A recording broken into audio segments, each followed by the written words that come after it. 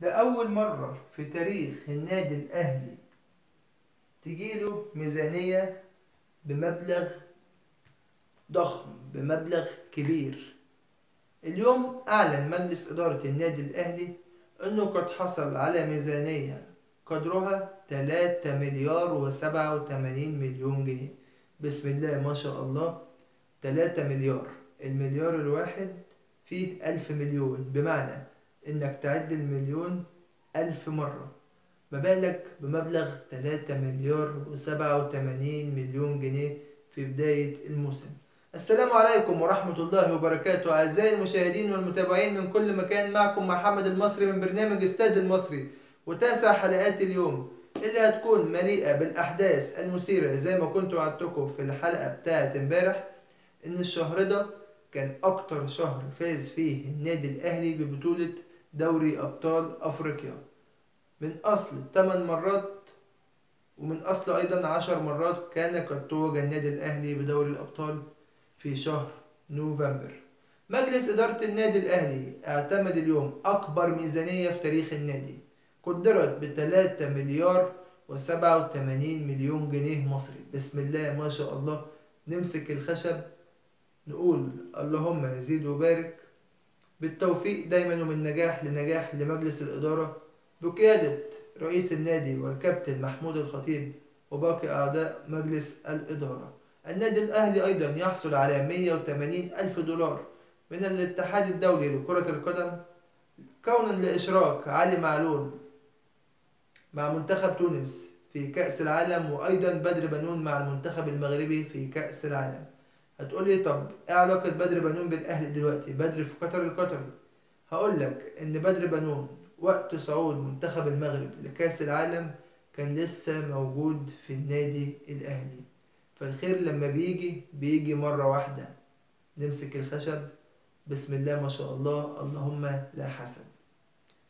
كان قد أذيع إنها هتكون في مباراة ما بين بطل الدوري المصري وبطل الدوري الكويتي، مباراة ودية كانت قد سميت بمباراة السوبر المصري الكويتي بين نادي الزمالك المصري ونادي الكويت الكويتي، بعدما قد أعلن رئيس نادي الزمالك المستشار مرتضى منصور أنه كان سيكون هناك مباراة بين الفريقين، ولكن رئيس نادي الكويت الكويتي والاتحاد الكويتي أعلنوا إن مفيش حاجة من الكلام ده، وإن الموضوع بالمصري فنكوش، وإن الموضوع خارج من الأساس على لسان رئيس نادي الزمالك ومجلس إدارة نادي الزمالك. اليوم بتحل الذكرى السنوية للنادي الأهلي بفوزه بدوري أبطال أفريقيا للمرة الخامسة في تاريخه، والتي قد كانت على حساب فريق الصفاقسي التونسي في عام 2006. واللي هستعرض لكم النهاردة أحداث البطولة ومشوار الأهلي بداية من الدور التمهيدي ال 32 وحتى المباراة النهائية. في عام 2006 استهل النادي الأهلي البطولة والمشوار للحفاظ على لقبه بمقابلة فريق تذكر الكيني في دور ال 32، وكان قد فاز النادي الأهلي في الذهاب بنتيجة 2-0 وفي العودة في مصر بنتيجة 3-0.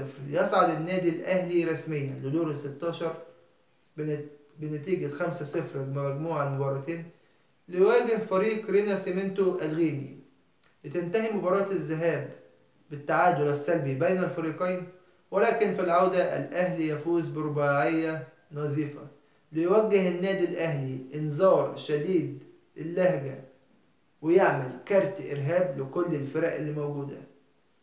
تيجي قرعة دور التمانية، يقع النادي الأهلي في أقوى مجموعة كانت بتضم وقتها النادي الأهلي على رأس المجموعة مع نادي الصفاقسي التونسي وشبيبة القبائل الجزائري وأشنتي كوتوكو الغاني. ليبدأ النادي الأهلي أولى المواجهات خارج الديار أمام نادي الصفاقسي التونسي، لتنتهي المباراة بهزيمة النادي الأهلي بهدف لا شيء. ثم يعود النادي الأهلي في الجولة الثانية لمقابلة فريق شبيبة القبائل الجزائري. المباراة كانت في القاهرة وكان فاز بها النادي الأهلي بنتيجة 2-0. ثم قام النادي الأهلي بالسفر إلى غانا لمواجهة فريق كوتوكو، وانتهى اللقاء بنتيجة التعادل السلبي، ولكن في مباراة العودة فاز النادي الأهلي بنتيجة 4-0. ثم بعد ذلك سافر النادي الأهلي إلى الجزائر لمواجهة فريق شبيبة القبائل لتنتهي المباراة بالتعادل الإيجابي 2-2.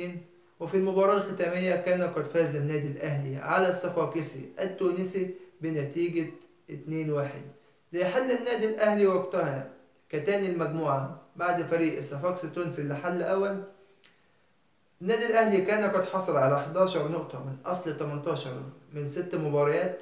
كان قد فاز النادي الأهلي في 3 مباريات، تعادل في 2 وخسر في 1. ليواجه النادي الأهلي أقوى الفرق في القارة وقتها، وكان هو فريق أسك أبيجان ميموزا الإيفواري. لتقام مباراة الذهاب في القاهرة ويفوز النادي الأهلي بهدفين للا شيء أحرزهما محمد أبو تريكة وعماد متعب. ثم في مباراة العودة انتهت المباراة بنتيجة 2-1 لفريق أسك أبيجان، وكان قد أحرز هدف الأهلي في هذه المباراة الأنجولي فلافيو أمادور. ليصعد النادي الأهلي إلى المباراة النهائية رسميا بمجموع المباراتين 3-2 ليواجه فريق الصفاقسي التونسي. وهنا كانت بداية جيل ماسي من النادي الأهلي بقيادة محمد أبو تريكة ومحمد بركات وعماد متعب وباقي اللاعبين. وكانت المباراة بين النادي الأهلي ونادي الصفاقسي التونسي اللي كانت بدأت بتحفز كبير من الفرقتين خوفا من استقبال أحدهما الهدف الأول. ولكن تأتي الدقيقة 27 ليحرز النادي الأهلي الهدف الأول بكرة من ركلة ثابتة لعبها محمد أبو تريكة قطرية في عمق الدفاع الصفاقسي التونسي. وقد كان شارك في هذا الهدف فلافيو أمادو، ولكن هو ليس شارك فيه بأنه لمس الكرة، هو حجب الرؤية عن حارس الصفاقسي أحمد الجواشي لتسكن الكرة شباك نادي الصفاقسي معلنا الهدف الأول للنادي الأهلي. ثم يأتي الشوط الثاني وفي الدقيقة 52 يتعادل النادي الصفاقسي بكرة في عمق دفاع النادي الأهلي. ثم تتوالى بعد ذلك هجمات للنادي الأهلي ولكن دون جدوى وكرات ضائعة برعونة لينتهي لقاء الذهاب بنتيجة 1-1. احنا هنا في مصر ما بنعملش المدير الفني أو لاعب كرة القدم ما بنقيموش في خلال سيزون، لا احنا هنا بنحاسب بالقطعة بالمباراة، ساعات بالهدف، ساعات بالترقيصة بتمريرة، وده طبعا في حد ذاته غلط. وقتها لعيبة الصفاقسي احتفلت في غرفة الملابس. طبعا الكلام ما كانش عجب مستر مانويل جوزيه، راح لهم في غرفة الملابس هنا في استاد القاهرة وقال لهم احنا هنفوز عليكم هناك وهناخد اللقب من قلب رادس. ضحكوا عليه واتريقوا عليه. وكان لمباراة العودة كلام آخر. في مباراة العودة وقبل بداية المباراة بيومين الإعلام المصري قام بالتقطيع في مانويل جوزيه، وفي منشط أنا مش ناسيه كان موجود في مجلة النادي الأهلي وقتها.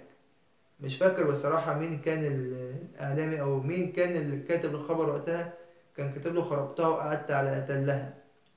ونادي الأهرام الرياضي اللي كان قد هاجم أيضا النادي الأهلي بأنه خلاص خسر البطولة وتعنت مانويل جوزيه وإن الصفاقسي التونسي رايح وضامن البطولة بنسبة 100%. لتأتي المباراة النهائية في وسط 60,000 متفرج في ملعب رادس. ليبدأ النادي الأهلي المباراة ضاغطا عن طريق الأطراف وعن طريق وسط الملعب والهجوم محاولة لإحراز الهدف الأول. انتهى الشوط الأول بالتعادل 0-0، وكان قد ألغي هدفين لنادي الصفاقسي التونسي بداعي التسلل من جانب حكم اللقاء. وتأتي الدقيقة 73 وإذن بفلافيو أمادو يسدد تسديدة صاروخية ترتطم بالعارضة وترتد مرة أخرى لعماد متعب ليضعها برأسه، لكن كانت ضعيفة للحارس أحمد الجواشي عشان يمسكها بإيده. وكان في بعدها تسديدة قوية جدا من اللاعب حسام عاشور، ودي كانت من القلائل إنه حسام عاشور كان يسدد. تألق للكرة ببراعة الحارس أحمد الجواشي. في الدقيقة 90 بدأت لاعيبة الصفاقسي الاحتفال مع الجمهور. لو في حد يفتكر كان في مدافع بيلعب في الزمالك اسمه سامي العبدي، ده كان موجود في الصفاقسي التونسي وقتها، قعد يقول للجماهير بإيده كده اللي هو يلا نحتفل. الكلام ده كان في الدقيقة 90 قبل إحراز النادي الأهلي هدف البطولة في الدقيقة 91. ولكن بكرة كانت عند عصام الحضري يلعبها طولية في عمق الدفاع نادي الصفاقسي التونسي ليهيئها عماد متعب برأسه إلى فلافيو، ثم فلافيو هيئها برأسه إلى القادمون من الخلف. ومن كان القادم؟